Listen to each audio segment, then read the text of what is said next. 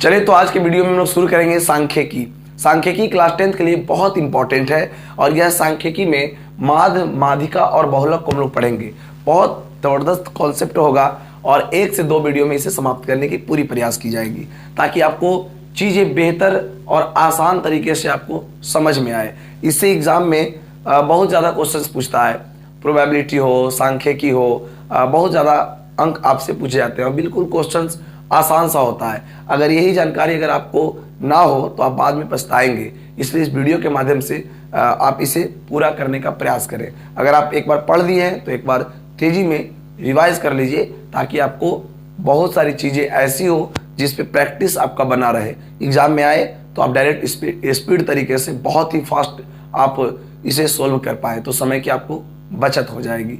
कहना चाहूँगा कि इस वीडियो के माध्यम से कि वही सवाल बताएंगे जो एग्जाम में आते हैं, चाहे वो ऑब्जेक्टिव टर्म हो चाहे फिर वह सब्जेक्टिव टर्म हो। आप मेरी बातों को ध्यान सुनिएगा, वीडियो शॉर्ट जरूर बनेगा, बहुत सारी चीज़ों को मैं छोड़ के चलूँगा, इसलिए हताश नहीं होना है कि पढ़ना बहुत था इसमें कम पढ़ाया गया है। समय कम है इसलिए आपके लिए स्पेशल वीडियो है जिससे आप एग्जाम में अच्छे अंक अर्जित कर सकते हैं। ठीक है, तो आइए शुरू करते हैं क्लास को। इससे पहले मैं आपको एक बात बता दूं कि जो विद्यार्थी ऑफलाइन क्लासेज में क्लास करते थे तो अभी फिलहाल ऑफलाइन क्लासेज 4-5 दिन बंद है, तो इससे आप अच्छा फ़ायदा उठा सकते हैं। घर बैठे एक रिवीजन कर सकते हैं और छोटे छोटे वीडियो के माध्यम से आप कहीं भी आधा घंटा समय निकाल करके अपनी तैयारी को चालू रख सकते हैं। और अगर आप अपने समय को इस समय अगर वेस्ट कर रहे हो तो बहुत बड़ी आप भूल कर रहे हो, इसलिए यह कीमती समय, बहुत कीमती समय इसे मानते हुए अपनी तैयारी को जारी रखिए। तो आइए आज हम लोग शुरू करेंगे सांख्यिकी, जिसका नाम है छोटे इंग्लिश में स्टैटिस्टिक्स। यह क्लास 10th के लिए स्पेशल है, वो भी एग्जाम देने वाले विद्यार्थियों के लिए। तो ध्यान दीजिएगा, समझने का प्रयास करेंगे। इसमें बहुत सारी छोटे छोटे परिभाषाएं हैं, मैं उतना परिभाषा नहीं लिखूंगा, लेकिन यहाँ से जो ऑब्जेक्टिव बनते हैं और इसी थ्योरी के सहारे लॉन्ग क्वेश्चंस बनते हैं उसे आप जरूर ध्यान में रखेंगे। चलिए, जैसे मैं आपको बोलूंगा वर्ग अंतराल, इसमें मिलेगा आपको वर्ग अंतराल। कहता है जब बारंबारता को बराबर बराबर कई भागों में बांटा जाता है तो प्रत्येक भाग को वर्ग अंतराल कहते हैं। जैसे आपको मैं बोलूंगा 10 से 20, 20 से 30, 30 से 40, 40 से 50, ये वर्ग अंतराल है।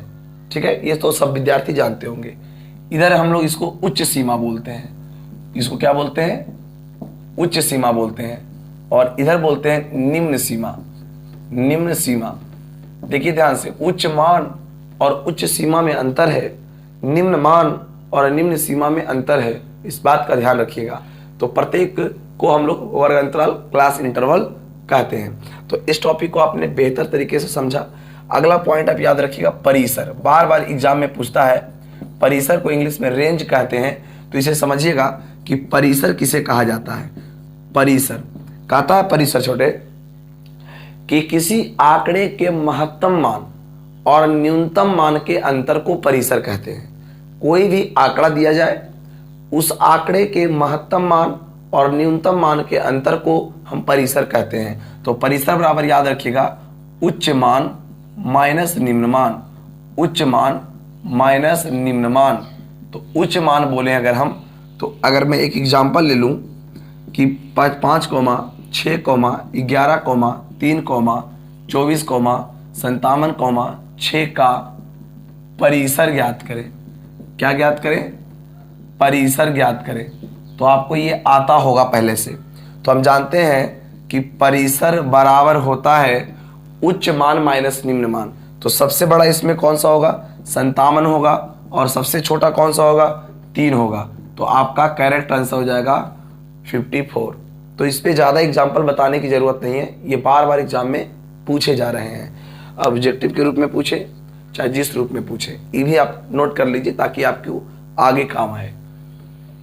चलिए, ज़्यादा नहीं पढ़ के एग्जाम में जाना है, कम पढ़ के जाना है, बेहतर होगा। क्योंकि अगर अभी पूरा डिटेल से पढ़ोगे तो आपके पास इतना वक्त नहीं है। हाँ, पहले से अगर आप पढ़े हुए हो बहुत फायदा करेगा।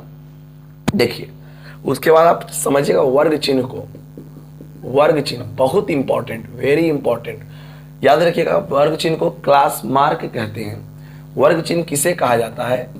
तो कहता है किसी वर्ग अंतराल के उच्च सीमा, देखिए यहां मान नहीं है बल्कि क्या है, उच्च सीमा है।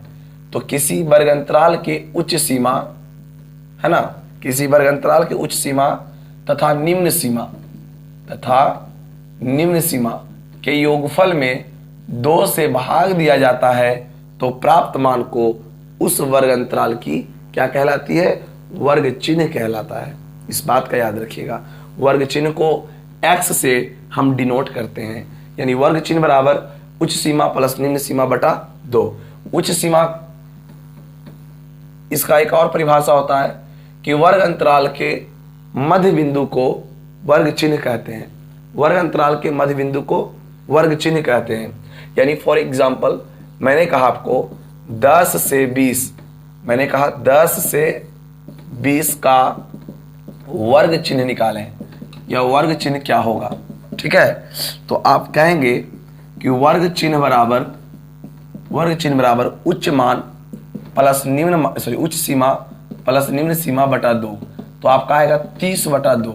लेकिन जब आप पढ़े लिखे रहोगे ना, तो आप डायरेक्ट बोलोगे कि 10 और 20 के बीच में 15 होता है, तो इसलिए वर्ग अंतराल के मध्य बिंदु को वर्ग चिन्ह कहते हैं। तो आई होप आप इस चीज़ को समझ रहे होंगे। इसी पे बहुत सारे एग्जाम्पल भी आपको दिए जा सकते हैं। जैसे मैं आपको बोल दूं 16 से 25 का वर्ग चिन्ह क्या होगा, तो आप बोलोगे वर्ग चिन्ह बराबर उच्च मान प्लस निम्न मान बटा 2। यहाँ 41 हो जाएगा बटा 2, तो हो जाएगा 20.5। यानी कि वर्ग चिन्ह जो होता है वह पॉइंट में भी आते हैं, इस बात का ख्याल रखिएगा। तो आज हम लोग वर्ग चिन्ह भी सीख गए, बिल्कुल पल भर में, ठीक है। हालांकि वर्ग चिन्ह पे बहुत सारे कॉन्सेप्ट हैं, बट उतना पढ़ना आपको जरूरी नहीं है। चलिए, वर्ग चिन्ह के बाद और भी कुछ टॉपिक हैं इंपॉर्टेंट, ध्यान दीजिएगा।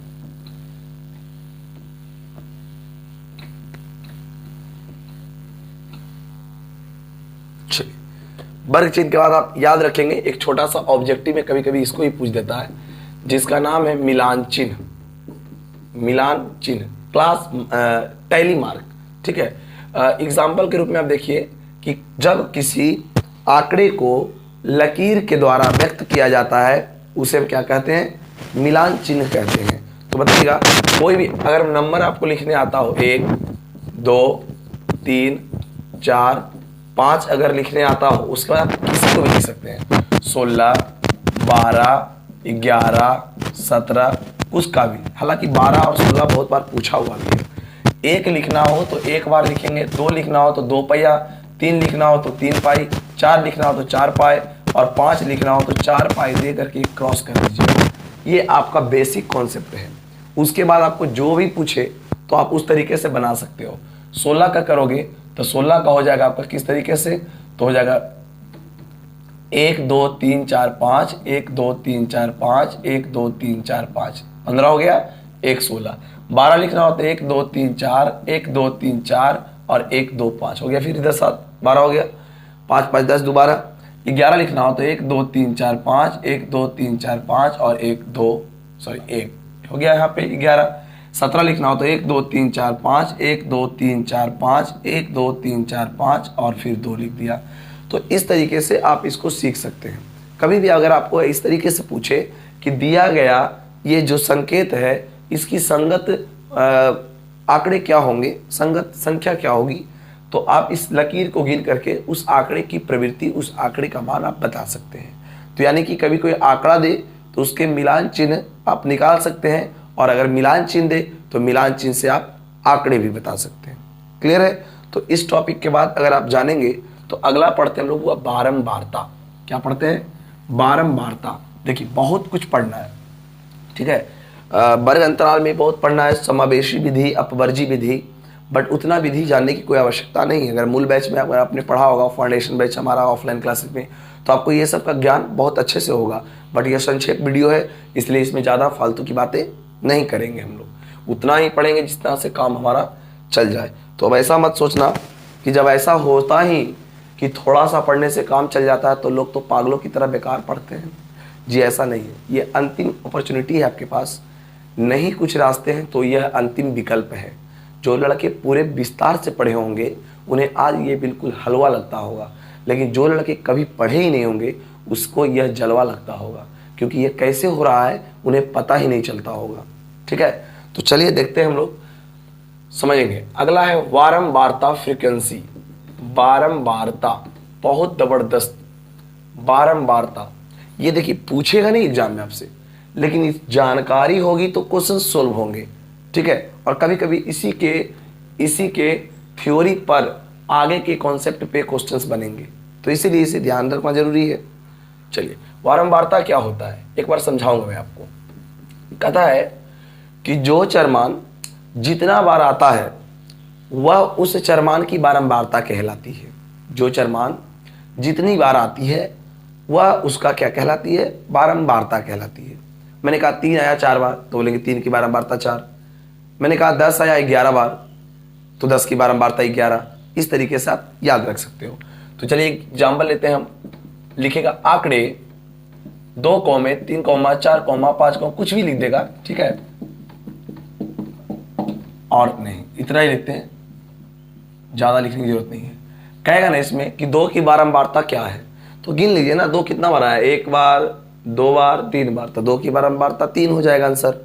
5 की बारंबारता 1 बार आया तो 5 की बारंबारता 1, इसलिए इसका एक बारंबारता सारणी बना लेते हैं। बारंबारता जब हम सारणी बनाते हैं ना तो किसी का भी जवाब देने के योग्य हो जाते हैं और गलती होने की संभावनाएं खत्म हो जाती है, लगभग न के बराबर हो जाती है। इसलिए हम लोग एक बारंबारता सारणी बना लेते हैं, और बारंबारता सारणी कुछ इस तरीके का होता है। एक में लिखते हैं हम लोग चरमान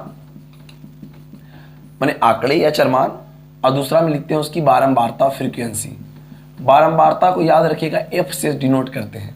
ठीक है, चलिए तो इसमें आप ध्यान में रखिएगा कि कौन सा चरमान कितना अधिक बार आ रहा है, कौन सा चरमान कितना अधिक बार आ रहा है। तो पहले हम 2 को ले लेते हैं, तो 1 बार आया 2 बार आया 3 बार, तो 2 के सामने क्या लिख देंगे 3। फिर 3 भी है तो 3 है 1 बार 2 बार 3 बार, तो 3 भी आया 3 बार। 4 बोलेंगे तो 1 बार 2 बार 3 बार, 4 भी आया 3 बार। फिर 5 है वो आया है 1 बार, उसके बाद 6 आया है 2 बार, 6 आया 2 बार। कुल गिन लीजिए 1 2 3 4 5 6 7 8 9 10 11 12, 3 3 6 3 9 9 1 10 10 2 12, यानी कि कहीं भी कोई नंबर मिसिंग नहीं हुआ है। तो अब इतना अगर आपका खाका बन गया है तो तुमसे ये भी पूछ सकता है कि दिए गए आंकड़े 2 3 4 5 3 4 6 2 3 4 2 6 में किन किन संख्याओं की बारंबारता समान है। तो आप बोल पाएंगे 2 3 4 की बारंबारता समान है। आपसे ये भी पूछ सकता है कि किस संख्या की बारंबारता सबसे अधिक है, तो बोलेंगे 6 की बारंबारता किसकी किसकी अधिक है, तो 2 3 4 की अधिक है। मैं बोलूँगा किसकी बारंबारता सबसे कम है, तो आप बोल सकते हो कितना 5 की बारंबारता सबसे कम है। आपसे बोलेगा कि क्या कोई ऐसी आंकड़े हैं, क्या कोई ऐसी संख्याएं हैं जिसकी बारंबारता 2 हो, तो आप कहेंगे बिल्कुल हाँ 6 है जिसकी बारंबारता 2 होती है। तो इससे बहुत सारे सवाल को घुमा फिरा करके आपसे क्वेश्चंस किया जा सकता है। आपके पास कॉन्सेप्ट होना चाहिए। अगला है वो संचयी बारंबारता, इसको याद रखिएगा या नोट कर लीजिए, एक एग्जाम्पल काफी है समझने के लिए। अगला है संचयी बारंबारता, बहुत जबरदस्त कॉन्सेप्ट। देखिए इसे माध्यिका में काम आएगा, लेकिन पढ़ लीजिए भी। अगला है बाबू संचयी बारंबारता। संचयी बारंबारता क्या होते हैं, ठीक है। संचयी बारंबारता को जरा समझिएगा। कहता है बारंबारताओं के योग को संचयी बारंबारता कहते हैं। बारंबारताओं के योग को संचयी बारंबारता कहते हैं, बहुत काम आएगा इसलिए आपको जरूरी है। कहता है संचयी बारंबारता किसे कहते हैं, तो बारंबारताओं के योग को संचयी बारंबारता कहा जाता है। बारंबारताओं के योग को संचयी बारंबारता कहते हैं। एक तरफ मैंने लिख दिया चरमान, एक तरफ लिख दिया बारंबारता, और एक तरफ लिख दिया संचयी बारंबारता, ठीक है। अब देखिए, बारंबारता बोलने का अर्थ ये है कि कोई संख्या 6 बार आई होगी, मान लीजिए कोई संख्या होगा, मालूम नहीं, मैंने कहा कोई संख्या 8 आया होगा, कोई संख्या 2 बार आया होगा, कोई संख्या 5 बार आया होगा, कोई संख्या 10 बार आया होगा, और कोई संख्या 3 बार भी आ सकता है। ये जानकारी नहीं है, बट मालूम है कि कोई संख्या आई है इतना बार। तो संचयी बारंबारता कैसे निकालोगे? तो हम जानते हैं कि बारंबारताओं के योग को संचयी बारंबारता कहते हैं। तो चलिए, 6 है, इसको कैसे लिखते हैं सीखिएगा। 6 है तो 6 लिखेंगे, इसको इससे जोड़ेंगे, इसमें लिखेंगे 6, 6 और 8 हो जाएगा 14, 14 और 2 हो जाएगा 16, 16 और 5 हो जाएगा 21, 21 और 10 हो जाएगा 31, 31 और 4 हो जाएगा 34। ये हो जाएगा बारंबारता से संचयी बारंबारता निकालने की विधि। एक बार और सुन लीजिए ध्यान से। मैंने क्या कहा? मैंने कहा छोटे 6 है तो 6, इसको इससे क्रॉस करिए, इस पे लिखते जाइए। 8 6 14, 14 2 16, 16 5 21, 21 और 10 31, 31 और 3 आपका हो जाएगा 34। तो इस तरीके से आप यहाँ तक बता पाएंगे। 34 हो गया। अगर कभी कभी ऐसा होता है, कभी कभी ऐसा होता है कि संचयी बारंबारता मालूम रहती है, ठीक है, कभी कभी ऐसा होगा, आपको मिलेगा, मैं ऐसा क्वेश्चन लूंगा बाद में बीच में, है ना, कि संचयी बारंबारता तो मालूम होता है लेकिन बारंबारता मालूम नहीं होता है। और आपको पता होगा कि बिना बारंबारता के आप माध्य माध्यिका बहुलक नहीं निकाल सकते हैं।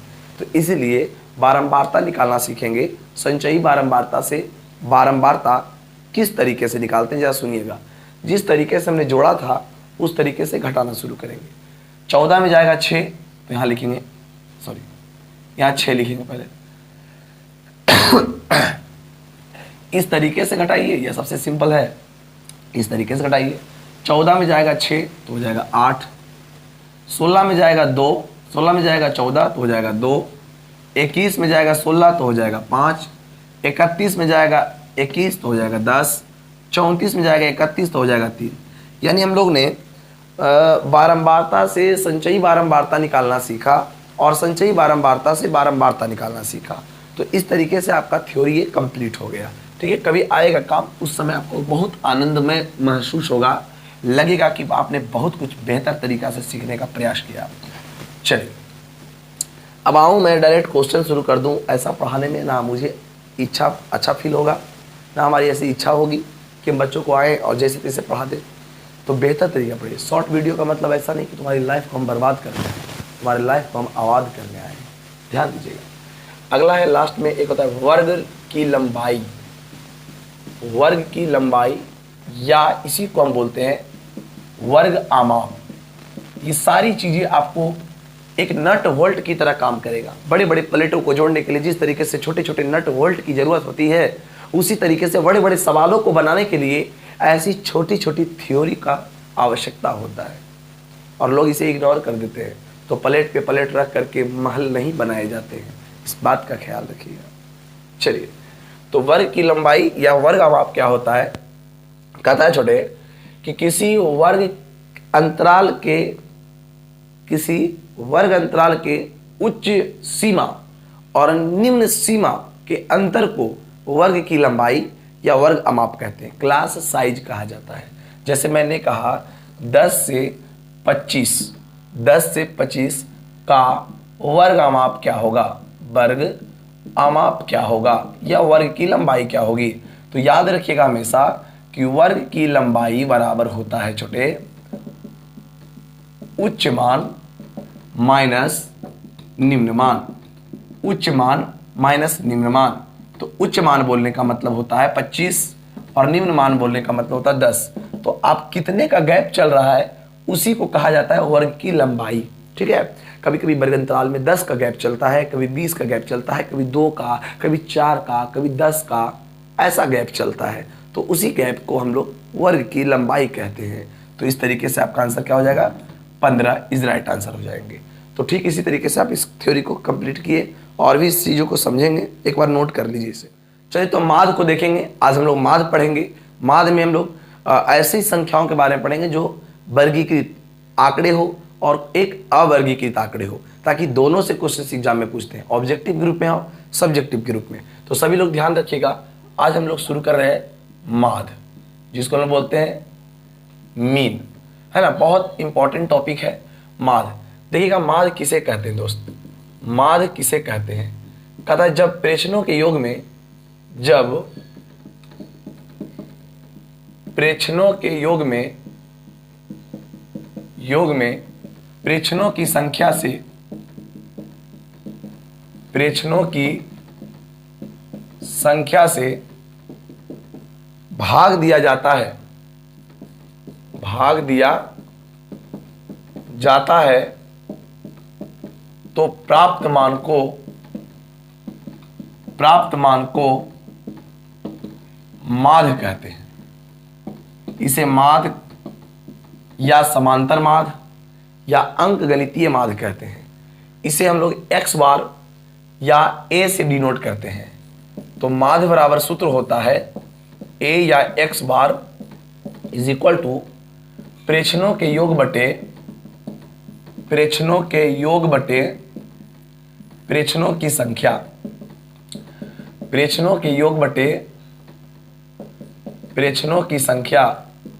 तो इस बात का ख्याल रखेंगे आप कि माध्य को समांतर माध्य या अंक गणितीय माध्य या फिर इसे हम लोग माध्य के नाम से जानते हैं, साधारण सा नाम से। इसे a या x बार से सूचित किया जाता है। अब कुछ लड़के सोचेंगे कि हम तो पढ़े थे चरमानों के योग बटे चरमानों की संख्या, हम तो पढ़े थे आंकड़ों के योग बटे आंकड़ों की संख्या, तो दोनों का यही होता है। क्लियर है? तो याद रखेंगे, नोट पॉइंट में याद रखिएगा कि ये होता है अवर्गीकृत आंकड़ों के लिए, मतलब जो आंकड़े किसी विशेष प्रकार के नियम पर आधारित नहीं हो वैसे आंकड़ों के लिए होता है। लेकिन वर्गीकृत आंकड़े के लिए होता है बाबू माध्य बराबर, है ना, वर्गीकृत आंकड़ों के लिए,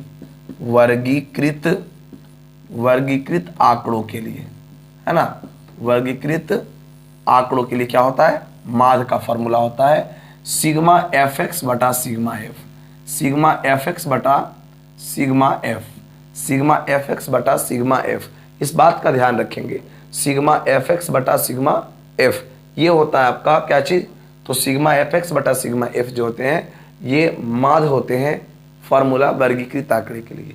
कभी कभी हालांकि एग्जाम में तो पूछा नहीं है, लेकिन याद रखिए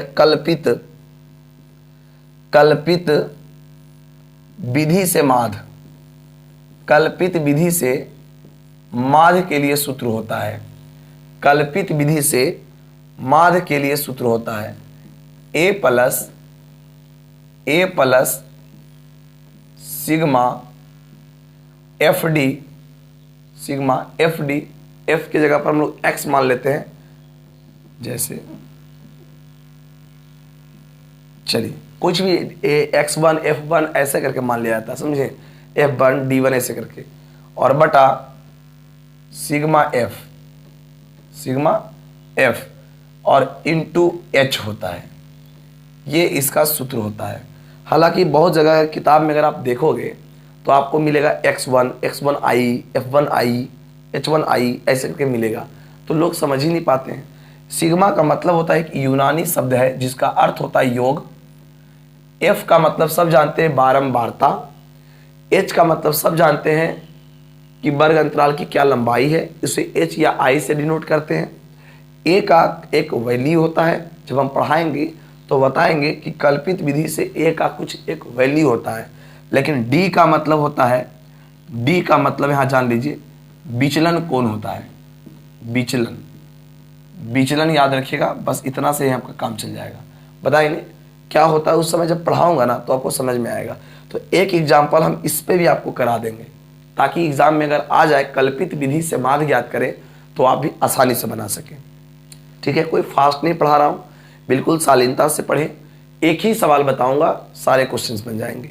और क्या चाहिए आपको, तो इस तरीके से आप इसे उतार लें, एक बार नोट कर लें या फिर स्क्रीनशॉट कर लें। चलिए अब ध्यान दीजिएगा कि क्वेश्चंस का छोटे छोटे टर्मों में मैं आपको सिखाने का प्रयास कर दूं। ठीक है, बहुत बड़े बड़े सवाल आएंगे लेकिन छोटे छोटे टर्म में हम आपको शॉर्टली सिखाना शुरू करता हूं। चलिए, जैसे मान ले जाए पूछेगा कि निम्न का माध्य ज्ञात करें, कोई आंकड़ा दिया जाएगा, ठीक है, जैसे 5, 2, 3, 4, 1 का माध्य ज्ञात करें, माध्य ज्ञात करें। अब बताइए, अक्सर ये सब क्वेश्चंस परीक्षा में पूछे जाते हैं। याद रखिएगा, 2 सवाल बताऊंगा केवल।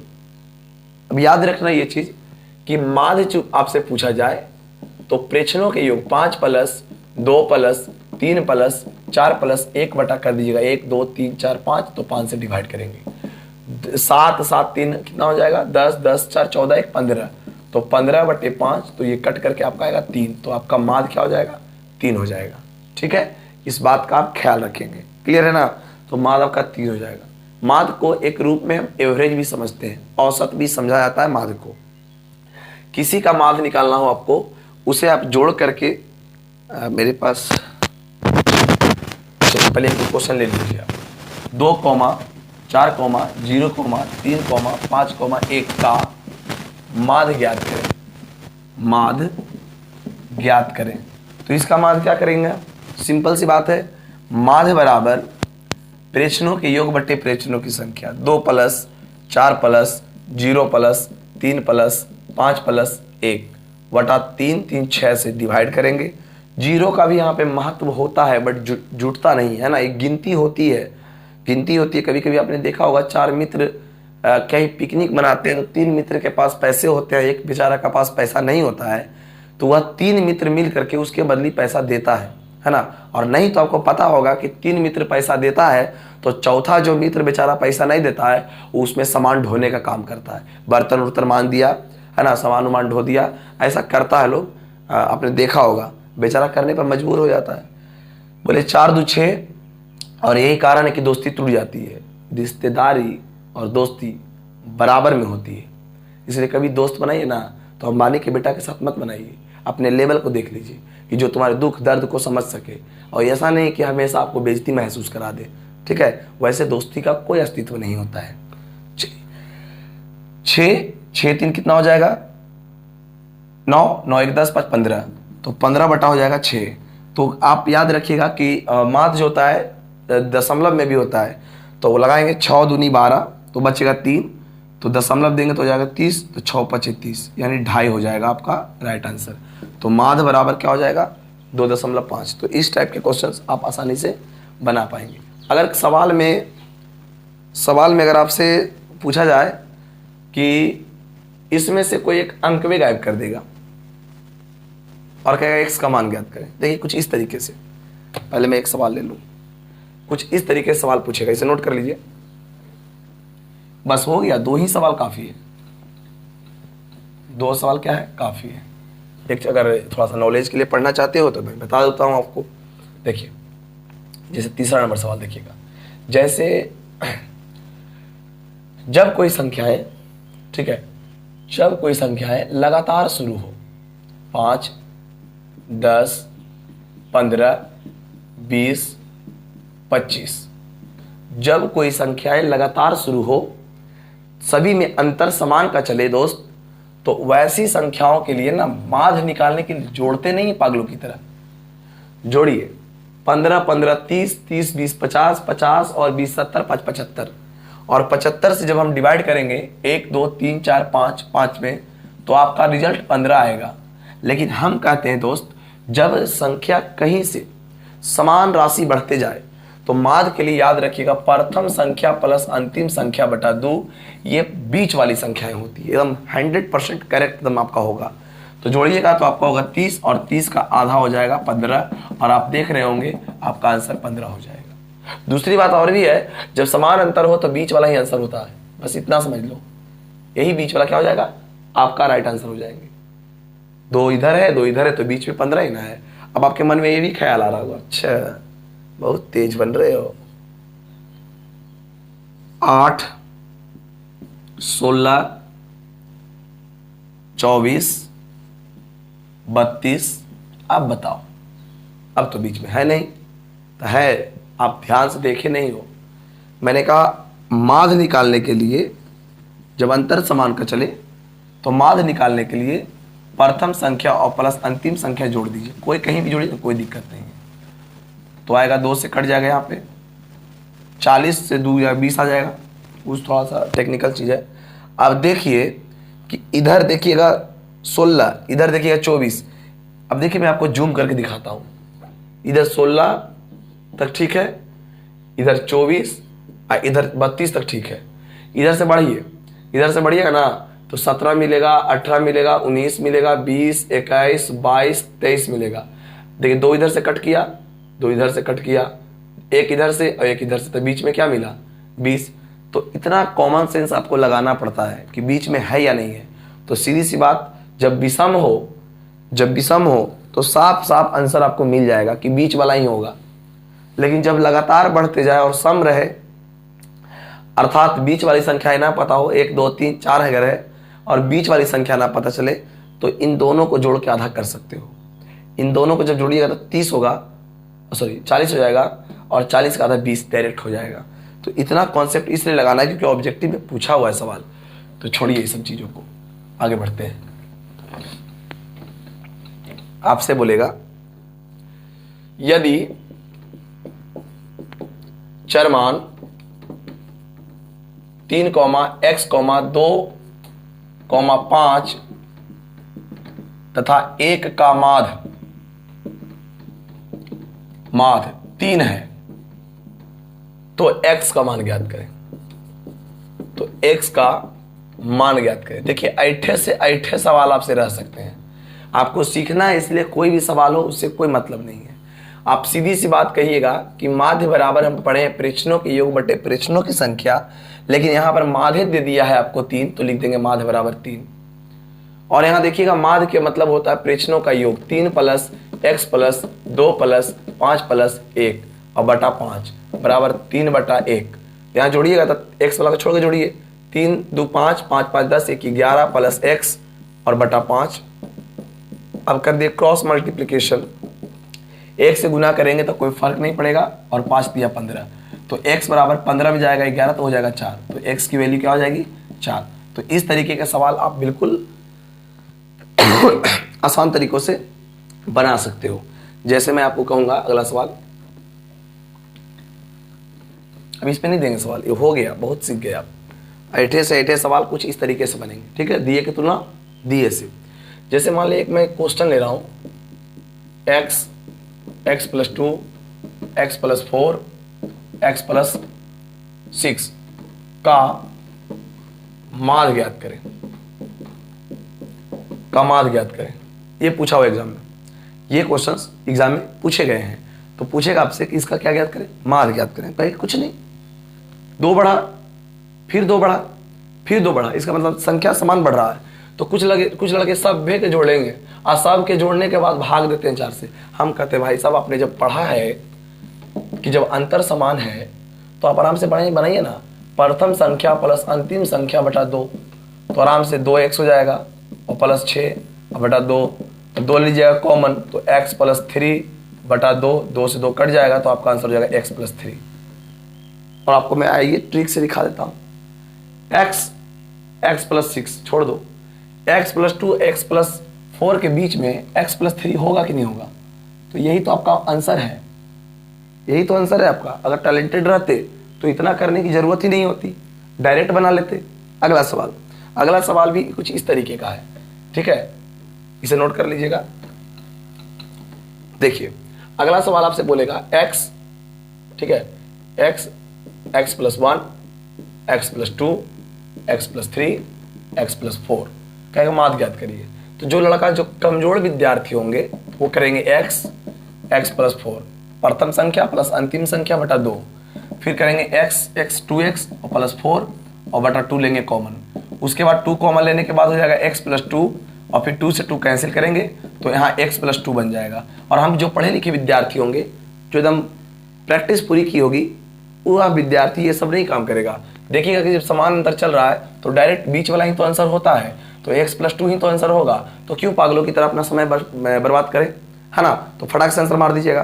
कभी कभी ऐसी संख्याओं में बहुत ज़्यादा क्वेश्चंस पूछता है, कभी आपको दे देगा कि इसका माध्य क्या है, ठीक है, कभी कभी कोई ऐसी संख्या देगा, मैं आपको बताता हूँ आपसे। चलो यही सवाल है, ठीक है, यही सवाल मैंने ले लिया, का माध्य 3 है तो सबसे बड़ी संख्या ज्ञात करें। तो सबसे बड़ी संख्या ज्ञात करें, ज्ञात करें, यही सवाल आपसे पूछ देगा।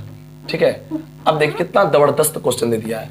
अब आप क्या करोगे, अब वही आप काम करोगे, आपके पास विकल्प ही नहीं है, आपके पास विकल्प ही नहीं है। आप जानते थे इतना ही कि सारे को जोड़ेंगे, सब तो सिखाए हैं, सारे को जोड़ेंगे और मार्क दिया हुआ है, दिए की तुलना दिए से करेंगे। भाई साहब सही है, आंसर भी आपका आएगा, बट अगर कॉन्सेप्ट है तो आग लगा दोगे।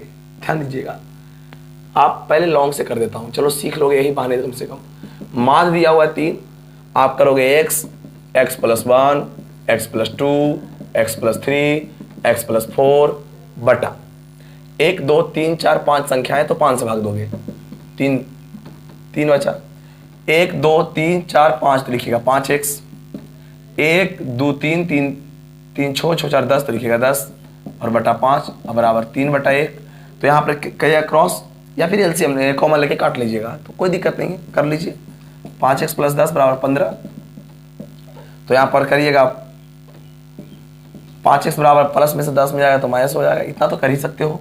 तो x की वैल्यू क्या आएगी, 1 आ गई, x की वैल्यू क्या आ गई, 1 आ गई। चलो ठीक है, x का मान आया ना, आपसे बड़ी संख्या पूछी गई थी तो लिखेंगे अतः बड़ी संख्या, जो बड़ी संख्या हमारा होगा वह बड़ा संख्या हो जाएगा x + 4। देख लीजिएगा, तो x का मान 1 आएगा तो यहाँ पर रखेंगे 4 तो हो जाएगा आंसर क्या चीज़, 5। लेकिन इतना करना पड़ेगा, लेकिन जो टैलेंटेड बच्चे होंगे वो बच्चा क्या करेगा, जो हमसे पढ़ा है, आपके अंदर जनरेट है, एकदम पूरा कॉन्सेप्ट क्लियर है, वो विद्यार्थी कहेगा कि सर हमको पढ़ाए थे कि जब कोई संख्या लगातार बढ़ता है तो बीच वाला माध्य होता है, और यहाँ माध्य है x + 2 और यहाँ माध्य है 3, आपस में क्या होगा, बराबर होंगे ना। और ये भी माध्य है और ये भी माध्य है तो आपस में बराबर होंगे ना। तो x का मान हो जाएगा 1 और हमसे पूछा बड़ी संख्या तो लिखेंगे सबसे बड़ी संख्या जो होगा वो हो जाएगा x प्लस क्या हो जाएगा, x + 4 हो जाएगा। तो x की वैल्यू 1 + 4 = 5। आप इसको तो मने मन सोल्व कर सकते थे, कलम चलाने की जरूरत भी नहीं होती।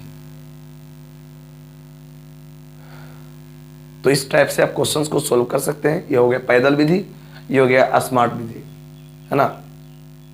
इस तरीके से आप रिजल्ट बहुत अच्छे तरीके से समय बचाओगे, रिजल्ट बढ़िया आएगा। अब आते हैं वर्गीकृत आंकड़ों के लिए। बहुत बेहतर कॉन्सेप्ट हमने देने का प्रयास किया, बहुत कम इस सवाल को बहुत बेहतर है, हमने पहले ही खाका तैयार कर दिया है और ताकि समय आपका बचे और बहुत बेहतर तरीके से आप सीख पाएंगे। तो देखिएगा ध्यान से, तथा निम्न का माध्य ज्ञात करें। ठीक है, माध्य ज्ञात करेंगे और वर्ग अंतराल कुछ इस तरीके से दिया गया है। इस बात का ख्याल रखेंगे, यहाँ पर अंक बड़ा बड़ा भी हो सकता है या इससे भी छोटा छोटा अंक हो सकता है। यहाँ पर मान हो सकते हैं, कुछ भी मान रहेगा, तो आपको इसी तरीके से बनाना है। सबसे पहले 4 कॉलम आपको तैयार करने हैं। कितने कॉलम, 4 कॉलम। ये 4 कॉलम, पहला कॉलम में वर्ग अंतराल जो पहला वाला है, दूसरा में बारंबारता जो आपको बारंबारता दिया गया है। नया 2 ही आपको पढ़ना है, एक वर्ग चिन्ह और एक fx, एक वर्ग चिन्ह और एक fx। अब क्या करेंगे आप जरा सुनिएगा ध्यान से। माध्य बड़ा सिंपल तरीके से बना सकते हैं आप, सिर्फ आपको समझने की जरूरत है। तो देखिए माध्य में कितना प्रेम से आप सिखा देता हूं मैं आपको। वर्ग चिन्ह आपको पढ़ाए थे कि वर्ग अंतराल के मध्य बिंदु को वर्ग चिन्ह कहते हैं या फिर उच्च सीमा प्लस निम्न सीमा बटे 2। ठीक है, चलिए 10 और 20 के बीच में 5 होगा, सब जानता है, लेकिन जोड़ के देख लीजिए। 0 + 10 तो 10 के आधा 5, तो वर्ग चिन्ह निकालने के लिए सबको आता है। मैंने कहा 20 और 10 के बीच में आएगा 15, तो सबको आता है निकालने के लिए, नहीं तो जोड़ लीजिए। 30 के आधा 15, 50 के आधा 25, ये शायद आपको निकालने के लिए मैं सिखाया हूँ। 70 के आधा 35, फिर यहाँ पे 90 के आधा 45। ठीक है, और आराम से गुना कर लीजिए। यहाँ कहता है fx, मतलब f वाला मान और x वाले मान को आपस में गुना करिए। तो f वाला मान 12, x वाला मान 5, तो 12 × 5 = 60 हो जाएगा। तो यहाँ पे 60 लिख देंगे हम लोग। ठीक है, गुना आप कर सकते हैं, कोशिश कीजिएगा खुद से करें, लेट हुए तो हमें खुद से करना चाहिए, है ना। कैलकुलेटर जरूरी नहीं है, क्योंकि एग्जाम में आप पढ़ेंगे तो बड़े बड़े क्वेश्चंस भी आ सकते हैं। 11 × 15 करिएगा आप तो कर लीजिए गुना। ठीक है, 15 × 1 करिएगा तो 15 का 5 हाथ में 1 हो जाएगा, और 15 × 1 तो 15 और 1 16, 165 हो जाएंगे। फिर आगे करिएगा तो 25 8 200 सब जानता है, तो इसलिए यहाँ पर 200 बैठा देते हैं। उसके बाद 35 गुना करेंगे 10 तो 350 होगा, और 350 यहाँ पे बैठा देते हैं। 9 × 5 = 45 का 5 होगा, और हाथ में 4 मारते हैं ना, 9 × 4 = 36, 36 × 1 = 37, 375 आएंगे। फिर से गुना कर लीजिए, कहीं गलत हो जाएगा तो प्रॉब्लम हो जाएंगे। मेरा होगा प्रॉब्लम, आपका थोड़ी ना होगा, आप तो सुधार लेंगे। 9 पच्चे 45 का 5 हाथ में हो जाएगा 4, और 9 चौका 36, 36 4 40, देखो गलती हो गया ना, इसलिए 9 चौ 36 और 4 यहाँ पर था, इसलिए पता चल जाता है कि गलत कहीं हो रहा है। ठीक है, अभी पूरा का पूरा स्ट्रक्चर खराब हो जाता। चलिए अब यहाँ पे हम लोग क्या करेंगे, जरा समझिएगा ध्यान से सब लोग।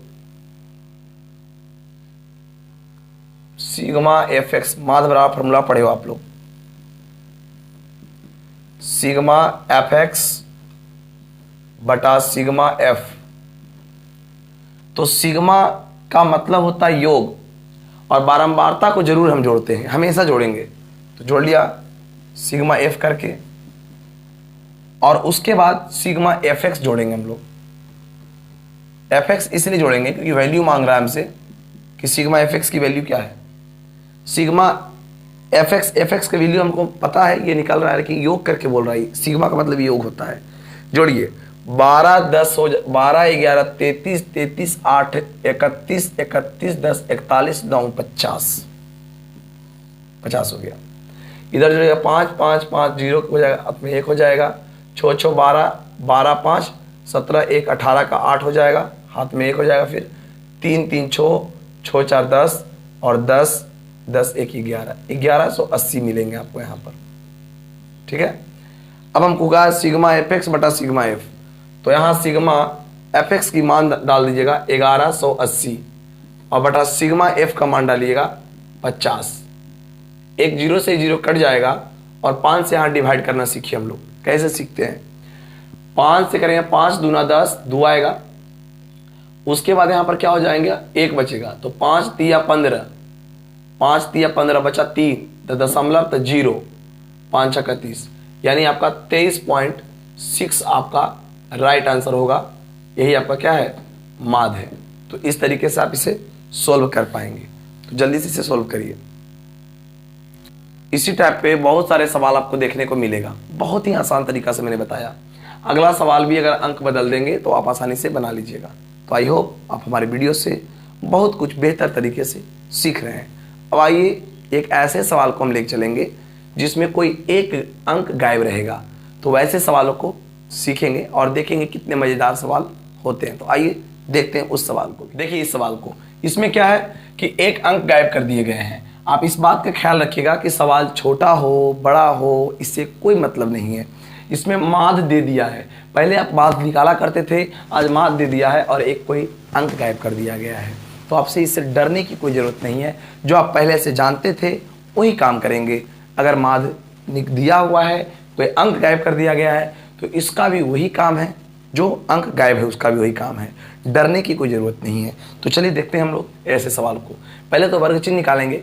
तो हम जानते हैं कि 11 और 13 के बीच में 12 होता है, बट अगर नहीं जानते हो तो निकाल के देखेंगे। 13 और 12 होता है 24, 24 के आधा 12, 15 और 13 होता है 28, 28 के आधा 14 होता है, यानी कि इसमें 2 का अंतर चल रहा है। बढ़ाते चलिए, 16 हो जाएगा, 18 हो जाएगा, फिर 20 हो जाएगा, फिर 22 हो जाएगा और फिर 24 हो जाएगा। अब चेक करके देख लीजिए, किसी को जोड़िएगा तो यहाँ आता है 44, 44 के आधा 22, ये हो गया आपका। एफ एक्स निकाल लीजिए दोस्त। तो एफ एक्स निकालने के लिए गुना करते हैं, 7 दूना 14 का 4। अच्छा, डायरेक्ट भी आप गुना कर सकते हो, अगर बड़ी संख्याएं रहेगी तो तोड़ तोड़ के करना, अगर बड़ी संख्याएं नहीं रहेगी तो आप डायरेक्ट भी कर सकते हो। ठीक है, चलिए बरसते 84 होता है, अगर आपको नहीं आएगा तो ऐसे कर सकते हो, 7 दूना 14 के 4 उसके बाद 7 गुना 1 तो 7, 1 8 हो जाएगा। फिर इसको कर सकते हैं 6 चौक 24 के 4, हाथ में क्या हो जाएगा 2 और 6 2 8। इस तरीके से आप आसानी से गुना कर सकते हो, अगर आपको पकाने की जरूरत नहीं, गलत नहीं करना। सिर्फ 9 से 9 छक्का 54, 54 का 4 हो जाएगा, हाथ में 5 हो जाएगा, और 9 गुना 1 तो 9 और 9 और 5 हो जाएगा 14, 144 हो जाएंगे। और सब जानता है कि 16 में 44 से होता है ना। 14 सत्ते 4 छक्का 84 होता है, बरसते 84 होता है, ये सब जानते हैं। बट एक थोड़ा सा रिस्क नहीं लेना है, कि गलत अगर थोड़ा सा हो जाएगा तो पूरा खेल आपका खत्म हो जाएगा। चलिए 13 से गुना कर लेंगे 8 में, या फिर 18 से गुना कर लेंगे इधर।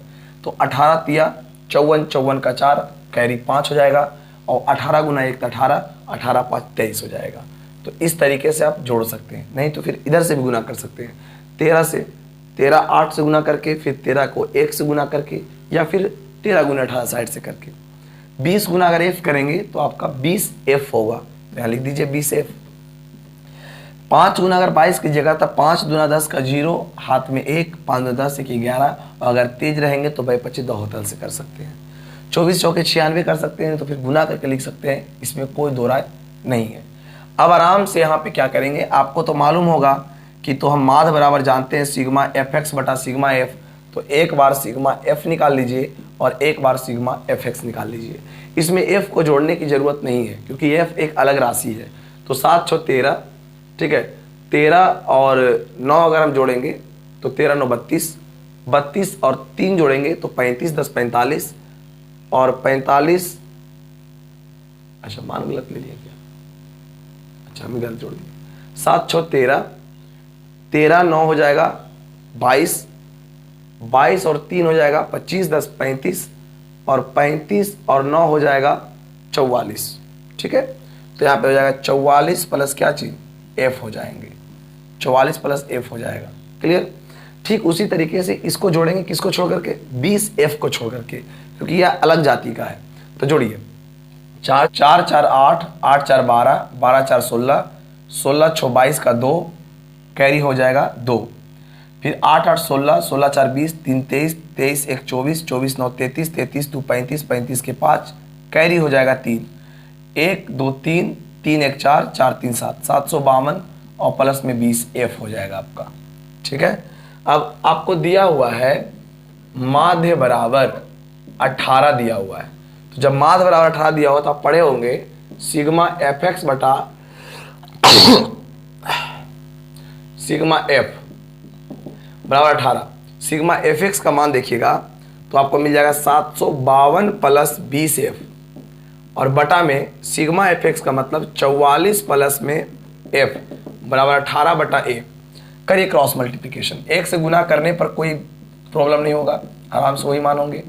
18 गुने 44 करिएगा, 18 4 72 के 2, हाथ में 7, 18 4 72 72 और 9 हो जाएगा, सॉरी 72 और 7 हो जाएगा 79, और प्लस में आ जाएगा 18f।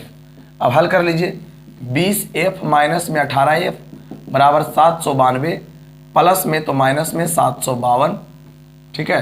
तो यहाँ हो जाएगा 2f बराबर यहाँ पर हो जाएगा 40, तो 2 से काट देंगे 20 बार में, तो f की जो वैल्यू आ जाएगी वो 20 आ जाएगा। तो इस तरीके से आप आसानी से लुप्त संख्या को भी ज्ञात कर सकते हैं, ठीक है। और बहुत ही सरल भाषा में आपको मैंने सिखाने का प्रयास किया।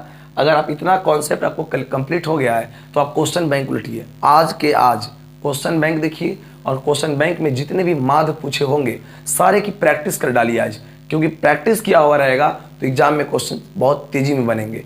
गुना करना अपने मन से, एक मेरा रिक्वेस्ट है आपसे, गुना खुद से करना, टाइम लगे कोई दिक्कत नहीं हो, अभी गुना कर लोगे ना मोबाइल से आदत खराब हो जाएगी, ठीक है। तो कोशिश करना खुद से गुना करें। अगले वीडियो में हम लोग माध्यक और बहुलक को भी कंप्लीट कर देंगे, और एक कल्पित विधि जो माध्य हम बताएं उसको भी हम बता देंगे, ताकि आप अच्छे तरीके से सीख पाएँ, ठीक है। आई होप आपको वीडियो अच्छा लगा होगा और बहुत अच्छे तरीके से सीख पाए होंगे। जितना कम संक्षेप में मैंने सिखाने का प्रयास किया समय के अभाव के कारण, तो इतना ही मैं आपको पढ़ा पाया। आप क्वेश्चन प्रैक्टिस करना हो तो सेल्फ क्वेश्चन बैंक से आप कर सकते हो और बहुत अच्छे तरीके से समझ भी सकते हो, ठीक है। फिर मिलेंगे नेक्स्ट क्लास में, आज के लिए यहीं तक, जय हिंद।